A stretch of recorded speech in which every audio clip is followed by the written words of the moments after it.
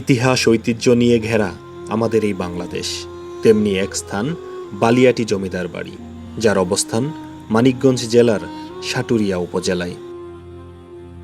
একটি নিম্নবিত্ত সাহা পরিবার থেকে বালিয়াটি জমিদার বংশের উৎপত্তি। মহেশরাম সাহা নামে এক কিশোর ভাগ্য অন্বেষণে বালিয়াটি আসেন এবং জনৈক পান ব্যবসায়ীর বাড়িতে আশ্রয় নেন। তিনি পানের দোকানে চাকরি করা শুরু করেন। ধীরে ধীরে ব্যবসাটা খুব ভালোভাবে রপ্ত করেন। পরবর্তীতে মহেশরামের ছেলে গণেশরাম লবণ ব্যবসা শুরু করেন এবং বেশ উন্নতি লাভ করেন। মহেশরামের 4 ছেলে, তার মাঝে একজন গোবিন্দরাম।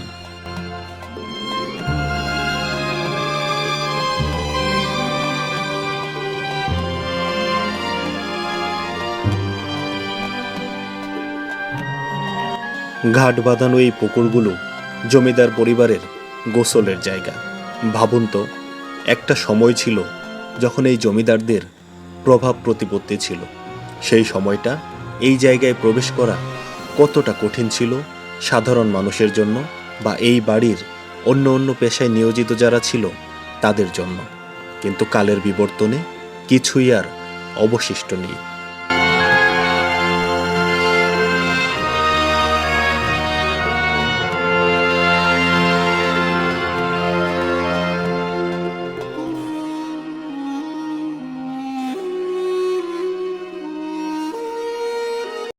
গোবিন্দরাম বিয়ে করেন এই বালিয়াটিতে।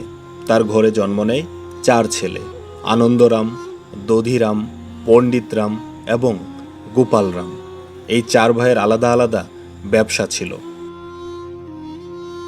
এখান থেকে সৃষ্টি হয় 5টি জমিদার বাড়ি: গোলাবাড়ি, পূর্ব বাড়ি, পশ্চিম বাড়ি, মধ্য বাড়ি ও উত্তর বাড়ি নামে আলাদা আলাদা 5টি জমিদার বাড়ি। বলা হয়ে থাকে 1790 সালে ওই 4 ভাইয়ের মাধ্যমেই বালিয়াটি জমিদার বাড়ির গোড়াপত্তন হয়। 5.88 একর জমির উপর নির্মিত বালিয়াটি জমিদার বাড়ি। প্যালেসের ভবনগুলোর কারুকাজ দৃষ্টিনন্দন। এই বিশাল বিশাল ভবন তৎকালীন জমিদারের প্রভাব প্রতিপত্তিকেই স্মরণ করিয়ে দেয়।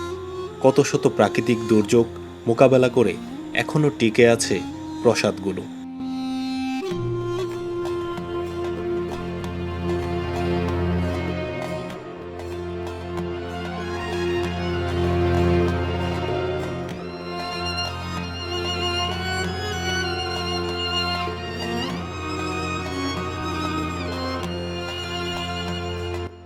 এই জমিদাররা সিরাজগঞ্জ, নারায়ণগঞ্জ, ঝালকাঠি, নলছিটি সহ প্রভৃতি স্থানে লবণ, সুপারি, চাল ইত্যাদির ব্যবসার মাধ্যমে প্রচুর অর্থ উপার্জন করে।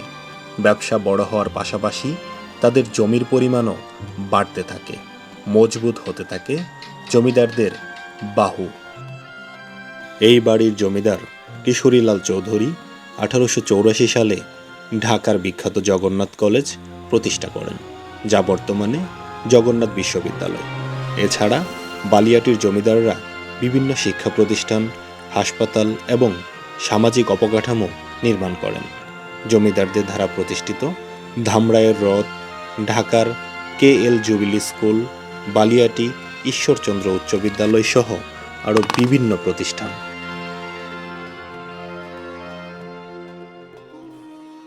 1987 সালে বাংলাদেশ সরকারের প্রত্নতত্ত্ব অধিদপ্তর বালিয়াটি জমিদার বাড়িটি অধিগ্রহণ করে। বর্তমানে দেশের বিভিন্ন প্রান্ত থেকে দর্শনার্থীর আগমন ঘটে এই প্যালেসে।